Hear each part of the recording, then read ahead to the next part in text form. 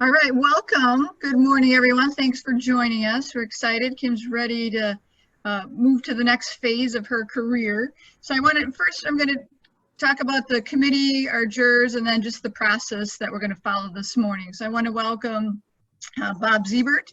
He is actually the landowner for the property that Kim is looking at. She'll talk a little bit more about that. And so he's a local developer and actually has a couple of folks probably joining today that are involved in the development and excited to hear about the potential alternative vision for this property.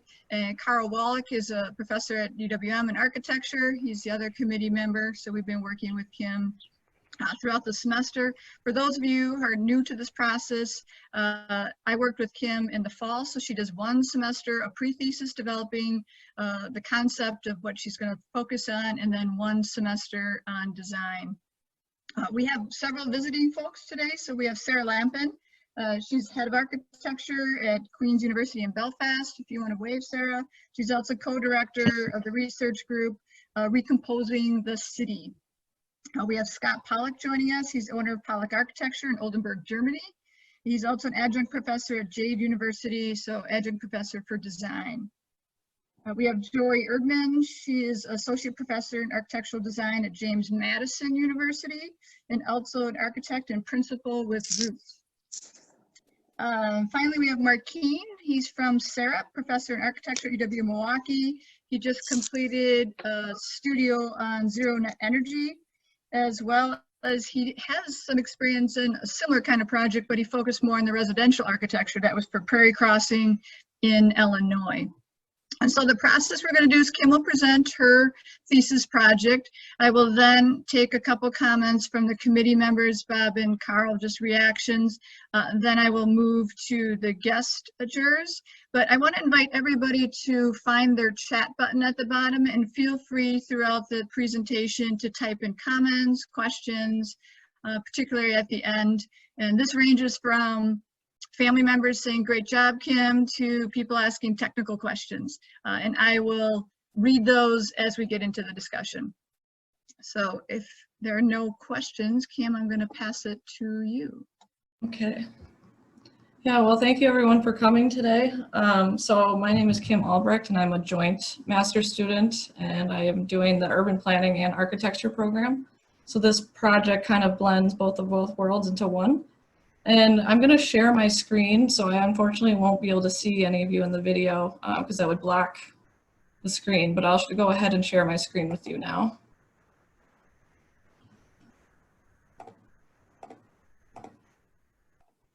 If I can pull it up. We've done this many times, so yes. I know it'll work. Yeah. Okay. Can everyone see my screen? Yes, I can. Okay. Yeah. Full screen, and then I'm going to hide these video boxes, so then you won't see these black boxes on screen.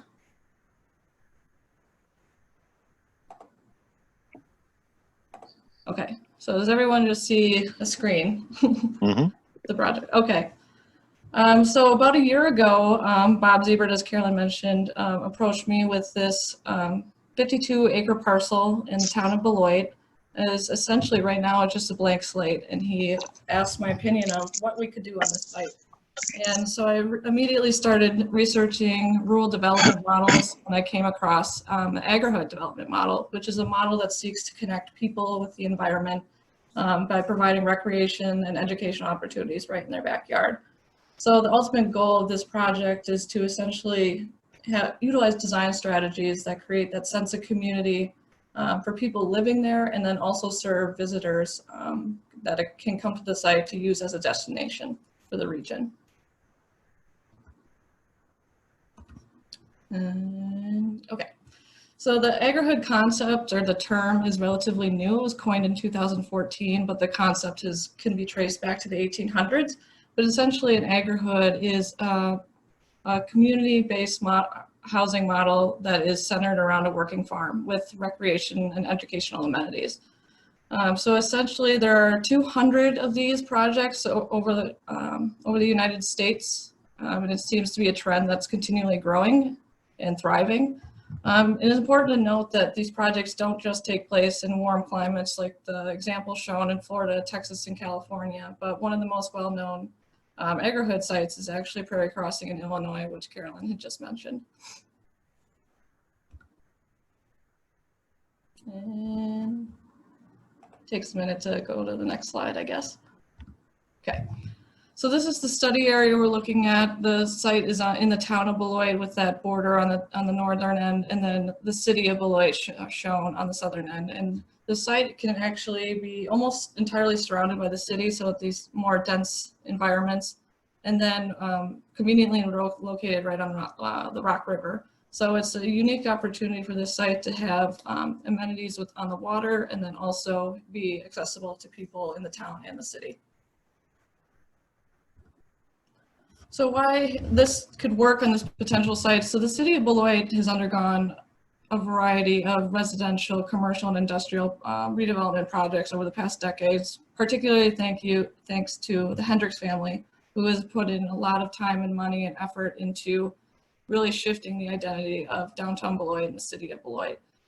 Just recently, a $405 million casino project was approved in the city of Beloit that is supposed to create 1,500 new jobs.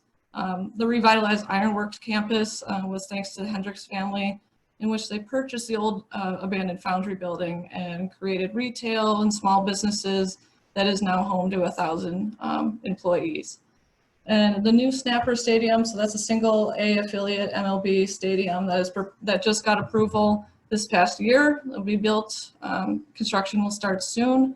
And then the last image is showing Riverside Park, which is a nice park right on the river that has been updated with a different amount of amenities, and to show that there is that demand for outdoor recreation in the city of Beloit.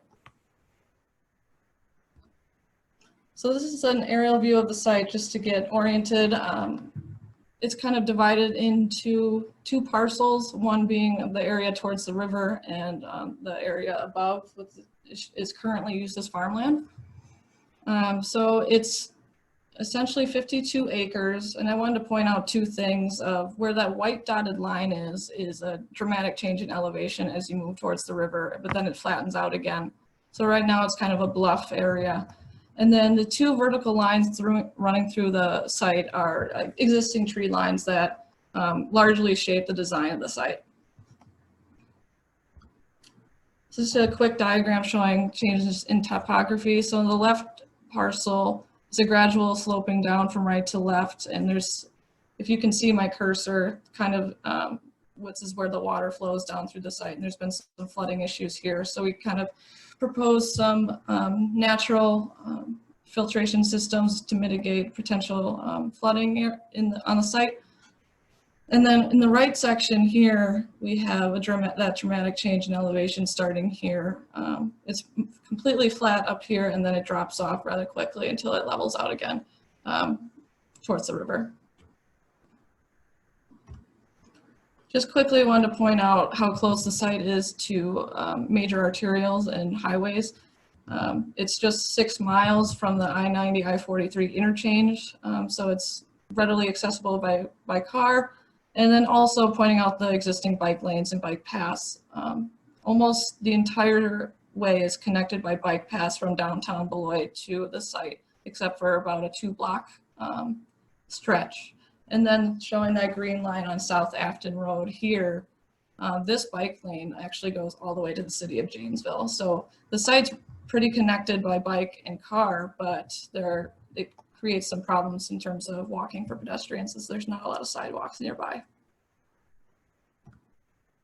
So this is the first set of diagrams kind of going through site design, kind of exploring different options that are widely different from one another, and eventually how it evolved to reach the final design called Dovetail that we further refined and detailed for the final product of the design. I'll go through them really quickly. So the first one is the traditional development, essentially having, houses back to back, larger lot sizes, a lot of road access points. And then, so this one yields the most housing units with single family homes of 60 and townhomes of 16. but the least amount of farmland of 5.3 acres. And then comments early on kind of related to this one of seeing that disconnect between the community amenities here and that in this area here and the farming with the housing. So that's something that we wanted to change and make sure that they were integrated. So Edge is the next design that started to do that around the border and having those views towards the growing areas, but that the way the housing is set up, it kind of disconnects people, the public, from the site and kind of makes it feel more private. And that's something we wanted to avoid, kind of opening up the site. The next one being linear, produce the most area for farmland, but the least amount of housing. And then again, kind of having a disconnect between your neighbors as they're just in lines and separated by the growing areas. And circles started to blend agricultural and housing development, having it both in the front of houses and in the back. But then again, kind of having that barrier around, so it didn't seem as accessible to the public. So Dovetail is the one that was chosen to move forward with, and it created the best balance between agriculture, recreation, and housing. So this one, it changes a little bit moving forward, but 56 families, single family homes, 14 townhomes, and almost 20 acres of farmland. So it's kind of the best of both. So this is the more refined site plan. Going through it, I'll go through it briefly and then you'll see a different view. But having the housing, pairs of housing with kind of growing areas in between each node, and having two different types of growing areas, one being taller row crops shown in these green areas, and then smaller row crops shown in these areas between the housing. And with the larger row crops kind of in the middle, is more accessible for larger equipment. And then moving on towards the river, there's more of a conventional park space with outlooks looking out to the river. In this design, there's 42 single family homes, 10 townhomes that could be divided into 2 units, 23 acres of agricultural land, a large network of a multi-use trail system for bikes and pedestrians, and then a 9,000 square foot community hub building located here that is meant to be used by residents and the public. So this is a land and programming distribution kind of guide showing that the areas in purple are all the housing, areas in green be open space and growing areas, dark blue being the community hub there in the center of the site, and then the light blue being waterfront access. And each kind of node and category has its own programmatic opportunities, but also these programs are meant to be fluid with one another and kind of flow throughout the site.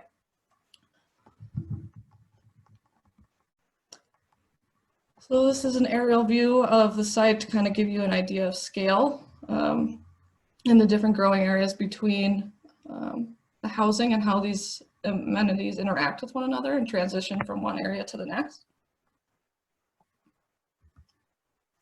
So there's certain things I wanted to call out on this map. First of all, we talked about how the stormwater travels down this way, having bioswales lining the streets as a way to collect stormwater and have it soak into the ground before entering the sewer system. And then the smaller row crops would be smaller vegetables like lettuce and carrots and beets and stuff like that, so that you can preserve the views in between homes. And then larger row crops like corn or maybe wheat, depending on the year, in these central areas that are larger areas and not as easily done by hand, and while the small row crops are easily done by hand. And then this is an image showing what the townhomes could look like in kind of matching the aesthetic of that community hub that we will get to. Having an outdoor stage area, somewhere you could host concerts, summer concert series, really drawing in people from outside of the community. And then on the river, having kayak and boat launches as a people the way to not only access the site, but to also have those recreation opportunities. And then in areas that aren't conducive to growing crops. We have native prairie grasses kind of surrounding that park area. And then lastly, the community space that will get more detailed, that I call the barn, is where you can host a variety of events and farmers markets and a place for the community to enjoy and also people within the area. So now it's moving into kind of the human scale of the project, starting to look at how the housing interacts with these more natural elements.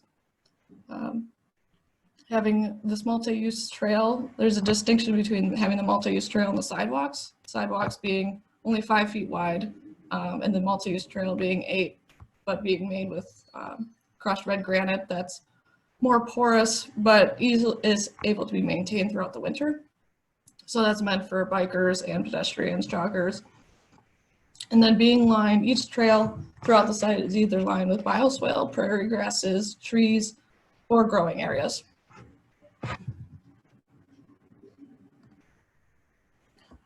So this is a view of someone sitting in their backyard, kind of taking in the environment and enjoying being outside, encouraging people to get outside and to talk to their neighbors and to share those common experiences with learning how to grow and watching things grow. And actually having that, seeing the townhomes and the other homes in the community hub in the distance while just watching, people pass on the trail, biking or walking, kind of encouraging people to interact with one another.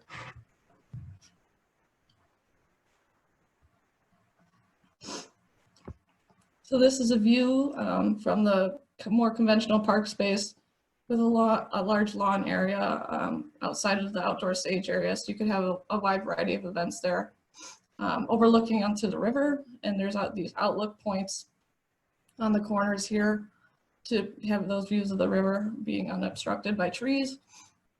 And then a playground area for kids. So kind of have a variety of experiences here. This is a multi-use trail view with the larger row crops on the right and smaller row crops on the left. And again, being immersed in that environment and learning about the agricultural practices going on there. So now we move into the building itself. It's called the community hub or the barn. And this is a basic first floor plan with the second floor being a loft space. But starting down in this area here being a large gathering space where you could host farmers markets in the colder months and also wedding receptions and stuff like that, classroom space, exhibition space, whatever you may want to do. Kind of the main goal of this building was to make it as flexible as possible so it could be used for a variety of activities. And then having a kitchen area here where you could teach people how to grow or to cook the food that they have grown on site, and then serve this area here with these windows being connected to those gathering spaces. And then lastly, showing the tractors and having that equipment being visible to people that are within the building is to get them interested in that site, but it could also be used as a live demonstration area where people can learn how to use the equipment and repair it. So kind of getting people really involved in the whole agricultural process. And then to the right is the circulation corridor, which essentially functions as a screened-in porch and has operable doors on different parts of the corridor. And lastly, we have an outdoor patio space where you could host larger outdoor events. And then having permanent furniture for bonfire pits and seating, but then also being able to bring in picnic tables or stuff like that to have more seating options. And then the biggest key here is also to have this circulation space being able to view the growing areas looking out. So this is a section cut directly through the middle of the building, looking at kind of that storage area here with equipment, but having that lofted space above so you can have those views down into that and to observe the live demonstrations going on in that area, and then the small gathering spaces connected with the large gathering space with views towards the growing areas.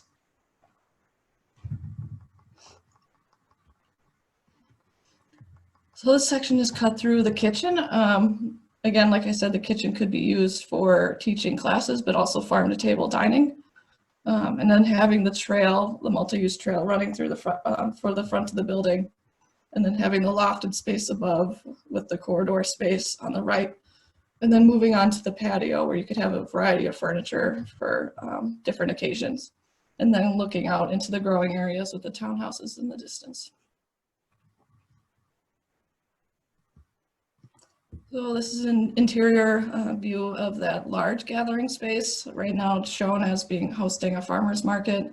Again, it could be used for a variety of different activities, but essentially having that connection between the interior and the environment is the big key in this space.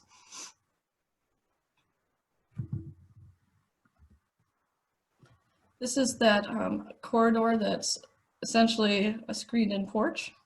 But these lattice systems could open depending on time of year or if you want more wind in through the building. And then having those views into the equipment storage space and then the views towards the growing areas outside. So this is the front of the building. This is the first thing you would see coming onto the site.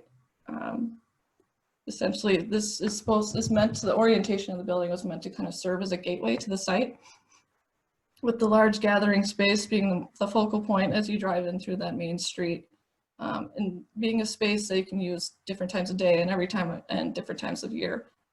So something that's essentially a huge space for a variety of activities.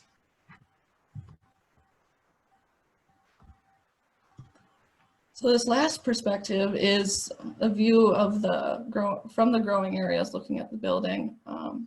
Again, showing how those screens could be opened up to provide more views and natural ventilation through the building.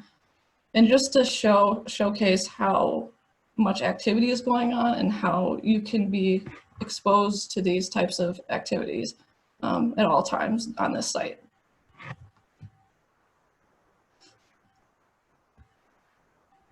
So essentially the biggest idea was to focus on how to make this site outside the status quo. How can we make this not a traditional development type where you see, like on the left here, you'll see cul-de-sacs, lack of shared spaces, maybe a sidewalk here and there, houses back to back or fenced in. So there's really no connection with your neighbors. There's no shared experiences. But with this design, it is meant to create that sense of community by connecting people to their neighbors and also connecting them to the environment. So that's it. Okay, thank you. Yay, we're all clapping. Yes. I'm excited because you've talked a lot about the different scales of community, and you've been able to illustrate from a growing aspect of community engagement and education right down to the community building. So Kim, just be aware as you're turning back on so you can see us, that it will cover some of your images as we have a dialogue. So you'll probably need to move some of those. I don't know how to, did that help? Or you can exit out of full screen. I don't know if that will matter at this point, but others, I think you might need to just listen to us and not see us. So Okay. It might be okay. All right, I can put it back the way it was. Okay. All right, so I want to start with Bob, since again, you're the landowner, you were looking for a different vision. We've been pushing her quite a bit. What's your reaction and some thoughts? Well, first of all, congratulations, Kim, on a superb job. I think from a Beloit community standpoint, you really hit a lot of the marks as far as what could be a really exciting project in Beloit. The idea of having a community with connection to agriculture fits well to the farmers market that we have in town. It's a huge draw, so people are very connected to local farmers. The usable riverfront is really something else. Again, when I first thought about this right away, I go right to the traditional neighborhood. You're going to roll up a bunch of houses on the riverfront and go with that plan. But to see how this can be all connected, so the residents and the community has access to the riverfront is really awesome. Well, thank you, Bob. And one final thing, personally, it's a place where I'd want to live. I had no idea where this was going, but to be able to have exposure to an agriculture environment with a low maintenance, smaller lot, yet having a lot of more public area to enjoy, and yet still have the utilities, sewer, water, electricity, and in these days, you know, internet in town that you can utilize it while still enjoying that outdoor agriculture feel, I think is just really outstanding. So I'm very excited about it. Thank you, Kim. Well, thank you. Before we move on to Karl, there is just one question. I know you addressed stormwater management, and we talked a little bit about flow. Could you just highlight how you imagine stormwater would be managed, and then the locations for some of those elements? You can use a site plan, I think. Okay. Yeah, so as I mentioned, the site gradually slopes down this way. So I have these beds here or along this trail, and beds here along the road here. So as it flows downwards, collected here, and then being able to, well, it's a divot, so then it would be able to collect a lot of the water and then have it naturally soak into the ground before, when also filtrating it, and then before releasing it into the sewer system.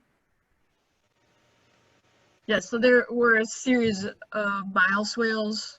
Nancy had asked specifically about this. It showed up, I think, in your section, but you didn't focus on it in some of your other renderings. We lost Karl. He's coming back on. Yes, this is being recorded for those who are asking.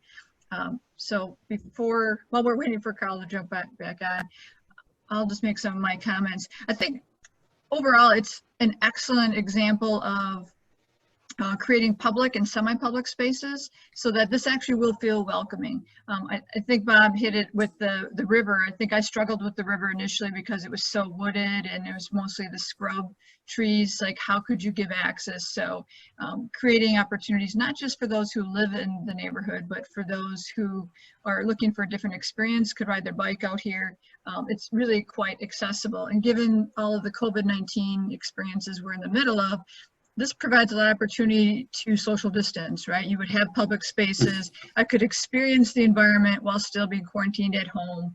And so it's a different way that we weren't thinking at the beginning of the semester, but it addresses a lot of those elements. And from a building scale, I think you did a really good job also with your screen feature that really was driving a lot of that design of the wall section, or not sections, but the walls and the screening, but creating a more flexible space. And I can imagine a lot of different activities occurring there.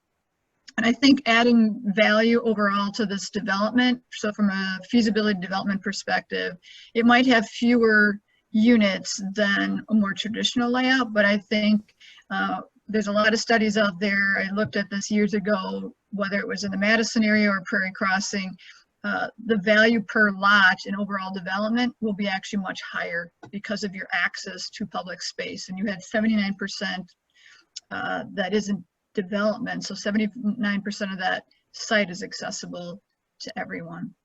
So we'll see if Karl is back. Karl, are you here? It works. Can you hear me? Yes, we can. Okay, great job, Kim, and very thorough presentation, and the graphics are very clear. So I know you've been working really hard, and it definitely shows. I think for me, my biggest question is, can it be like even, I know you're kind of limited to this particular parcel, and I found some of the images that you were showing, compelling enough that I wish that this could be even more extensive as a kind of a development system rather than just one little pocket in one area. So I guess, I don't know, maybe it's more of a question to people that are financing this or ultimately running it.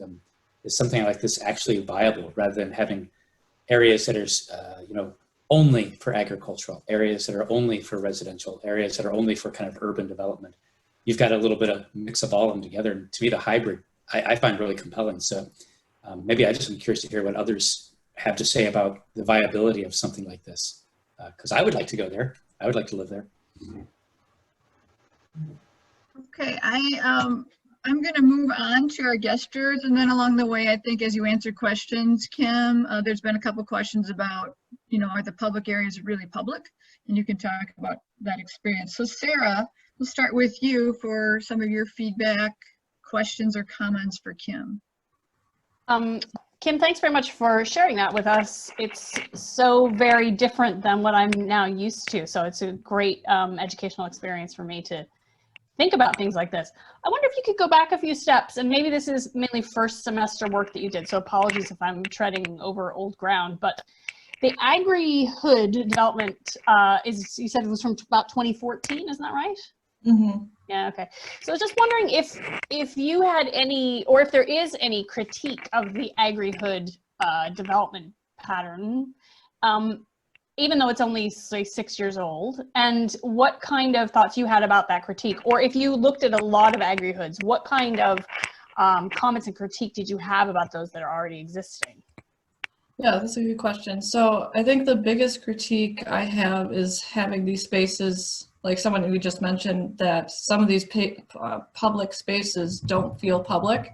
I had went to the Agri-Hood in the town of Mukwonago that is almost finished being built, but they have a barn area, but the road towards the barn says private drive, no access. So you can't even really go into that space that's meant to be a community space.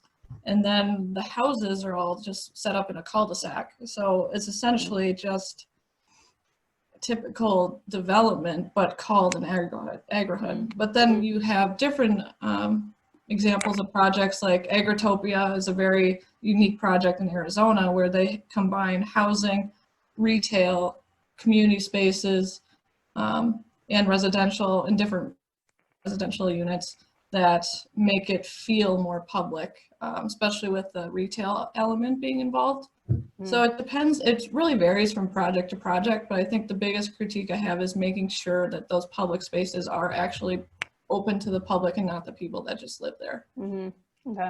So I think, again, you guys have already submitted your portfolios, it sounds like, but I think that's something to emphasize, that you haven't just taken the notion of the Agri-Hood and just sort of not critiqued it, not thought about it, not tried to think of it an alternative means of rolling it out. That, every time we make a development like this, which is, this would be an enormous investment for your client, and also, the fact that it would change the environment so much. I think that's a really important thing to stress, particularly at master's level, that, you're constantly critiquing things that have come before.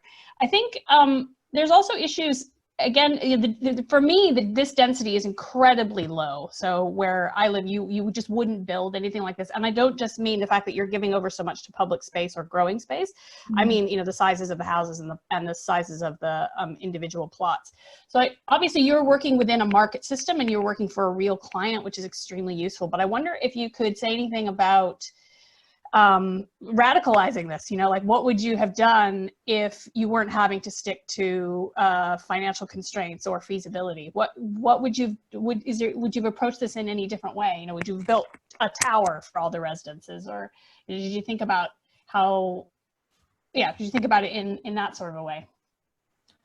Not entirely, just because I was, I guess, so focused on this site, and it's the density in the area is very low. Even just in Rock County, the density is like 224 people per square mile, so it's fairly low. But I guess in a different context, that could be feasible. But also, in every project I've looked at, even if it's 5 minutes outside of San Antonio, the density is actually similar to this. There might be more housing units just because the site is bigger, but really none of them focus on different housing types in that regard, or using a tower or something more dense. Most of them are kind of single family homes, maybe a few apartments or townhomes, but I haven't seen anything like that. It's something to definitely think about, but I guess in the context of this site, this is what made sense for the surrounding area.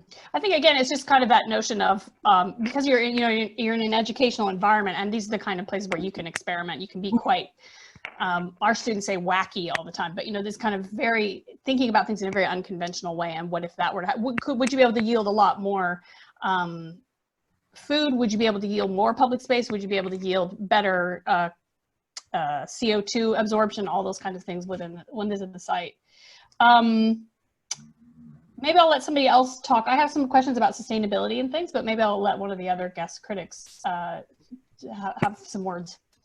Okay, well, we'll come back and I'll be reading the questions. There's a couple questions coming in as well. Let's move on to Scott. Why don't you give us your thoughts as you're enjoying the outdoors, right? Yes, it's nice. Well, yeah, and especially for this project as well. I mean, I find it a very interesting combination of trying to approach this idea of sprawl, but giving it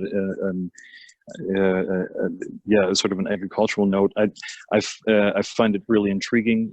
It's also interesting to hear about the density that there is out there in Beloit. I'm unfamiliar with the area, although I did grow up in Wisconsin. But I like this idea of the agricultural communities. I didn't realize that this was something that's actually going on over there in quite this kind of development. But it's curious to me. I guess I can also say the same thing over here. We wouldn't necessarily plan with this type of low density, but I can totally understand where it's attractive, especially looking at the page here and or at the screen and seeing the traditional neighborhood development versus what a community could be. I don't know if I missed it at the beginning, but I'm curious, who's cultivating the fields, Kim? Yeah, so that's actually there's a variety of options, and that would kind of be decided case by case basis. But there's kind of three main methods that people use to take care of the fields, and one being they hire a professional farmer to manage the site. Two would be to create a nonprofit organization, which is something that's very common, and then also having a for-profit organization. So it really depends on what you want to do and how much farmland you actually have. Like an example of Agritopia, they only have 11 acres of organic farmland, but they have a for-profit organization because their retail component is so strong. So it really depends on what the developer wants to do in this situation. Okay. I'm curious because at least I'm over here in northern Germany, and especially where we are now, and strangely enough, over the past couple of weeks, the last 6 weeks, all of us have been in lockdown. One of the most staple, well, how do we say it? I haven't been speaking English that much today. One of the most consistent, there we go. One of the most consistent things that we were able to rely on over here. Not that this should happen in the future for everyone, of course, but one of the most consistent things we were able to rely on were the farmers markets, and I found that it was great. Not only did it allow everyone to get out, of course, with their social distancing practices and all of that, masks and all, in the 2 meters or 6 feet or whatever, but I found that was something that was really interesting here. They're all local farmers that are here from around the area. And they come in and bring their crops in, and I could potentially say we're probably similar in a sense to maybe what Beloit is, because we're relatively provincial, and so there are quite a lot of farming communities or farmers around. I like this idea, and that's why I was interested in it, that there's actually a sort of a connection between the people and the crops, and I think it would be a really strong sort of message if the opportunities for maybe a farmer or someone who's farming on a smaller scale, maybe on a larger scale, could be able to see some type of potential of purchasing a home and working maybe some of the crops. I mean, I know if it comes in from outside, it's one thing. But it's also a method of distancing the people who live there from what they're enjoying at the same. And so I think this idea of the integration, not only in the community and the crops and what may be done there should be.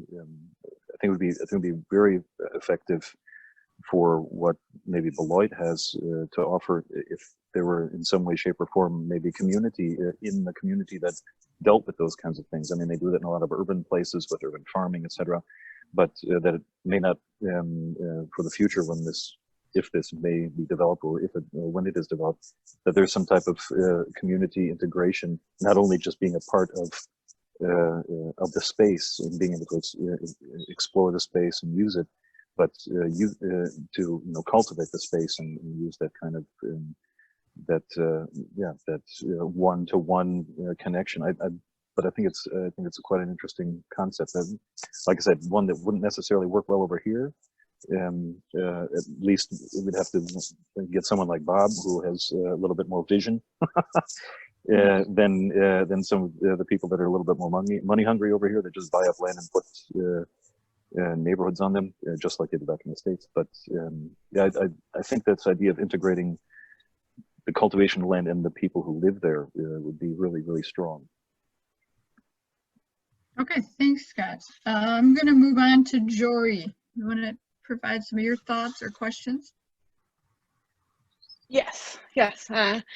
First of all, thank you, Kim, for doing such a wonderful presentation. Really, really well done. Very, I don't want to say professional, but it's very professional. I don't mean that as like it's cold. It's not cold. It's just really, really well executed, well done, well crafted. That's a better word. I do have some questions ranging from the overall, or comments ranging from the sort of overall prospect of this to the like smaller details of the architectural execution of things. But so first of all, I actually hadn't been aware of this typology coming into the development world, which is really fascinating and interesting. And I'm in Charlottesville, Virginia right now, and I think we're probably getting too far past our density to do things like this, but it's definitely something that people are really interested in right now. I think, sort of people coming into middle age or younger people are very interested in sort of where their food comes from, and the whole lineup of how our food is produced. And as we're thinking about shortages now, it becomes, our whole world is kind of flipped these days, which leads me to a couple of my questions. So for me, there's an interesting, I guess I want to know more. And you're kind of at a disadvantage because I can't dig into each. I can't go back to your drawings and look at each one to see if you've done this or not. So you can correct me if I'm wrong. But I think that relationship now that we're becoming acutely aware of, being sort of quarantined in our own homes, is like the limitations of the way we live right now and the benefits of spending a lot of time in our houses. And the way that people relate to one another. Like, I live on a little cul-de-sac, and instead of like, it's not a circle with like asphalt in the middle, it's actually a circle with a little green in the middle of it.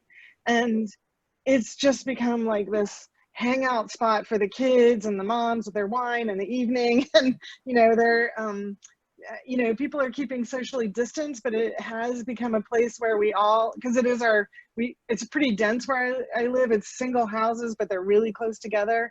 And so that shared space is really, has become taken on extra importance right now.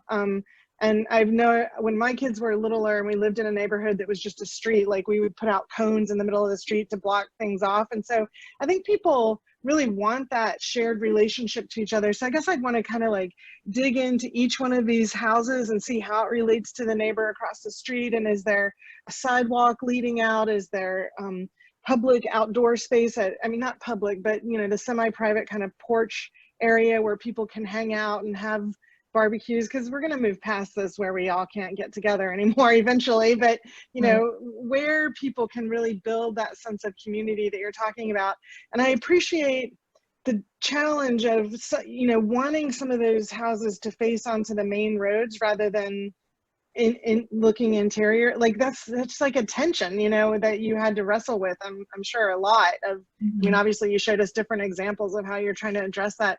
So that front yard backyard relationship is just, I guess I would like to know more. And that's like, this is a super complex, big, humongous task that you've taken on. So it's more of just you know, as you continue to develop these ideas, I'm sure it's going to stick with you for a long time, as they are supposed to do with these thesis projects.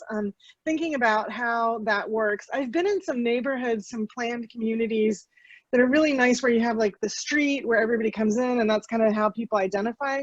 But then in between the backyards of people are huge parks and walkways and playgrounds and schools that connect people. And so I just think that that relationship is really interesting. It really limits your private space as an individual family. So that, you know, it's a tricky balancing act. And of course, like, that's why people live in different neighborhoods, because they prefer different levels of privacy to a certain extent.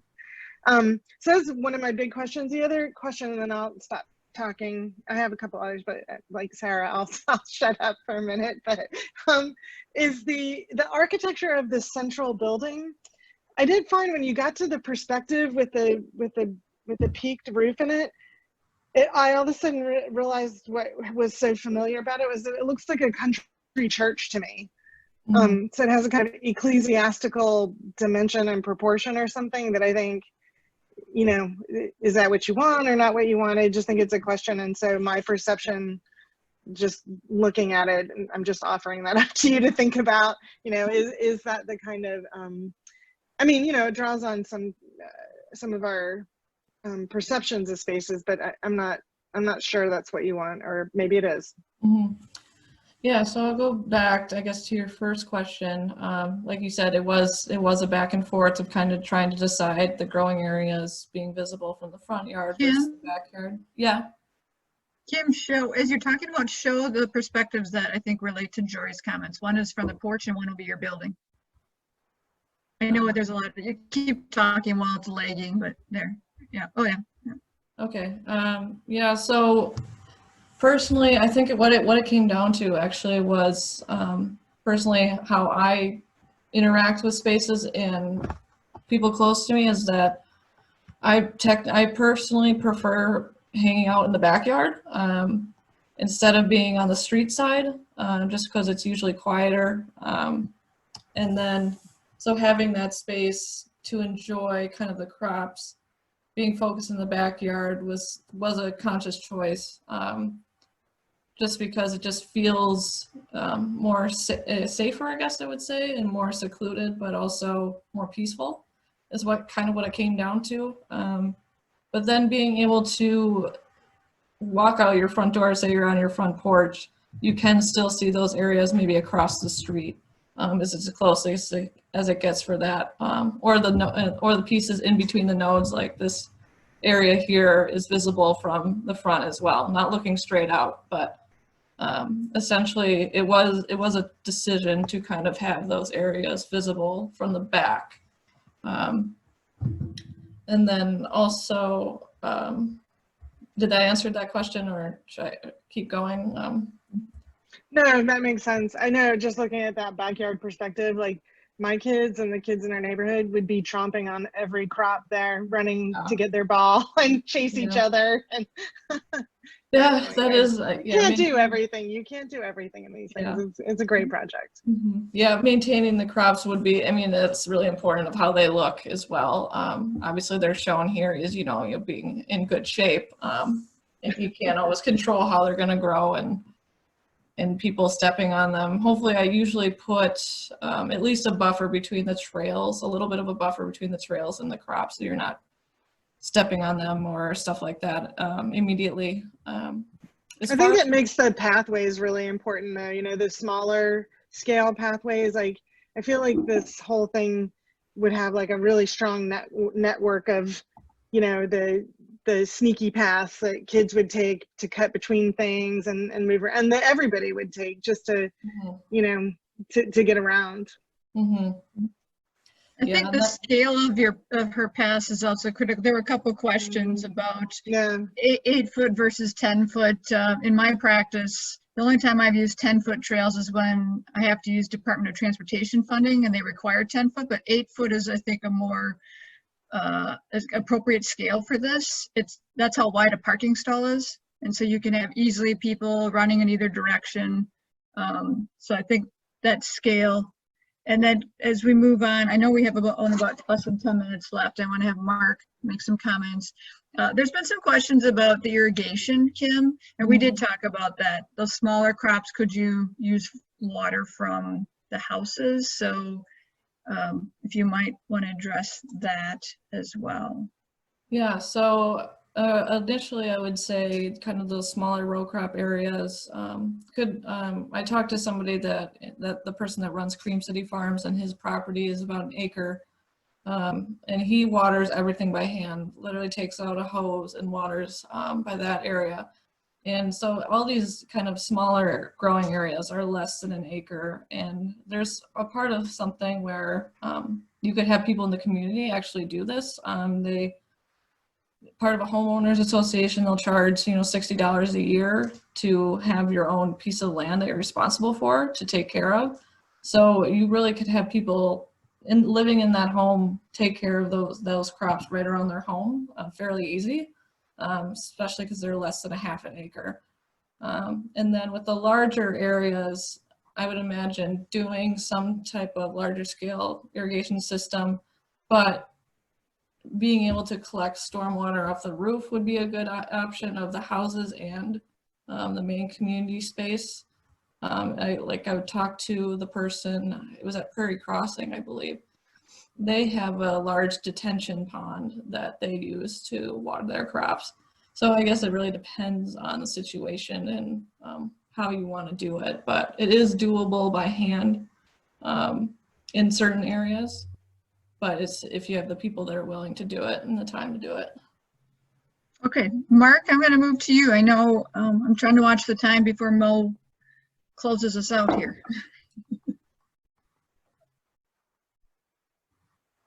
Is Mark still with us? Let me take a peek. Still with you. Here I am. Okay, there you are. Okay, I'm just going to look if you're on mute. Okay. Okay, so great project, very thorough, very adventurous, showing lots of different ideas. I've never heard of an agri-hood before. I think back when I was involved with Prairie Crossing or Middleton Hills, they were called conservation communities. So maybe the language is changing, shifting around. I know Prairie Crossing has a dedicated farmer that lives on site, so there's sort of a different aspect of having the people not actually engaged in the farming per se. Maybe there's some volunteer work, there's some separation there. This is probably getting back to Sarah's point about maybe talking a bit about sustainability. Sort of the discussion around that is the nexus of energy, food, and water. And obviously, you're all over the food and the water, but I think energy-wise, that would kind of complete the triumvirate if, for instance, I would take what we're looking at now on the screen, I'd rotate it 90 degrees to get the greatest full southern exposure, and I'd simply create enormous PV arrays. Yeah. So this type of site, because it's so adventurous in some of the other aspects, it seems like it's lagging in terms of energy performance, and that's something very easy to do in this day and age. Right. When you talked about how you develop the site plan itself, and that's obviously the key image for all the project because it links everything together, you mentioned being responsive to the hedgerows, the sort of north-south axis, sort of the history of the land, which is a great idea. PC did that too. I think that type of stuff, that type of response to the land is really important. And yet you kind of rendered it like it's a fresh crop of trees. I would have made that a little more softer, a little more exploratory, and let the actual ebb and flow of that 120-year-old hedgerow show itself in your diagramming. Because for me, looking at your site plan there, I'm attracted to the romance of the river edge, and it seems brittle when you go back to where we're living and farming. And you can nuance the whole thing and make it much more exploratory, much softer in terms of, the farm doesn't have to be quite so rigid, the backyards don't, and so forth, just to kind of soften the whole scheme up. Another point I wanted to make too, and maybe you and Bob have gone through this in terms of what the market can bear, but we're learning now. We've done a couple of these in the Midwest. Now we're down in Racine because now data is driving a lot of our decisions, where they realize that Racine County is one of the third largest metropolitan area in the state, and yet they're 8th in the amount of affordable housing for the people that live there. So that marketplace, it seems like you're catering kind of monolithically. like a stratum across society. The same type of people have to move here because the footprint of everything is kind of similar, as opposed to maybe what the Congress of Urbanism now talks about, the missing middle. We do great with single families, we do great with multifamily and towers and things. We're missing duplexes, smaller rental properties, quad things, so people can start out of college, start with new families, and get into these homes. Because I think right now you might be pricing yourself out of entry market level just by the size and scale of things. And so maybe working with a marketing firm that deals with homeowners, you'd find a way to get more of a plurality across your site. Other than that, though, I think it was really well done, really articulated, and a lot of great points you brought up by all the jurors in terms of possibilities of this down the road. Thanks, Mark, and thanks for everybody. I think, am I echoing here? A little bit. We'll see how long that lasts. So I know Will's going to have us move off in a second here, but I want to thank everybody. I think sustainability is really important. That could be the next element of the building energy efficiency. I know on the train through northern Germany a couple summers ago, I was struck by all the barns with solar panels, right? So yeah, they have plenty of them here. Yeah. So I think we're all echoing now. And so there's been a couple questions about what happens next, and working with Bob and see how flexible everybody is in the Boyd area. This could go further, right? I think it's that next conversation. I'm really, is everybody hearing the echo? Is everybody hearing the Okay, this must be a Zoom thing because I know we're all echoing. Since that's going to get a little annoying, I'm going to probably close this out, but I want to thank the committee, thank Kim for all your work. And I think Bob and Carl, right, for all the effort on this. And I think you still, if you wanted to make any revisions, you have a couple comments of how you could expand this. Okay. Yeah, I appreciate all the feedback and all your help. So thank you for being here. Well done, Kim. Yeah, well done, and good luck. Thanks to all the guesters, and enjoy the rest of your time looking at the SARE projects. Yes, congratulations, Kim. Thank you. Congratulations. Glad to have seen what you did. Good job, Kim. Good job, Kim. Thanks for kicking us off this morning. Yeah, sounds good. Thank you.